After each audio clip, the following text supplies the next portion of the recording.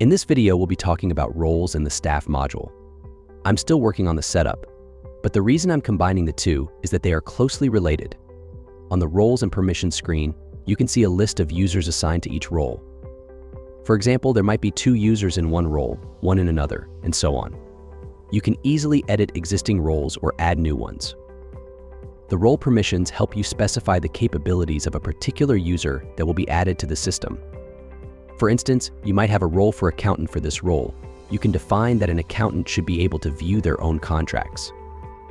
If the accountant has permission to view contracts globally, they would be able to view, create, delete, and edit all contracts, as well as view templates. These are the privileges you can assign to that particular role. Once you've assigned all the necessary capabilities, and you submit it, though I won't submit this one right now, the staff member automatically inherits the role permissions when you create a new staff account. This allows you to group permissions efficiently. For example, in a company with multiple front-end developers, you can create a role for each and assign the relevant permissions. Now, let's move on to the staff module. Here, you'll see a list of staff members under the organization I'm currently working with, Harbor and Shore Tech. I'll show you how to add a new staff member. Staff members are essentially users within the organization. You can add details like last name, first name, and other basic information. You can also choose the department and decide if the person should be an admin user. Admin users typically have more capabilities than others. You can also generate a random strong password for the user, which will be sent along with their login credentials via email. Next, let's talk about permissions.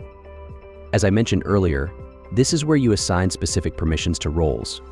For example, you can designate someone as a managing director, and they will inherit all the permissions associated with that role. If you prefer not to use roles, you can assign permissions individually here. However, if a user has both a role and individual permissions, you can ensure that only the role-based permissions are applied by going back to the role permissions settings.